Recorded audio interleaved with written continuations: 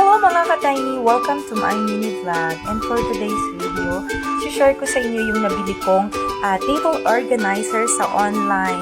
And I'm so happy na dumating na siya. Pero expected ko, akala ko January din pa siya dumating. Pero yun, happy naman ako na dumating na siya. Kaya ito yung gagawin ko, mag-assemble and maglinis ng apartment.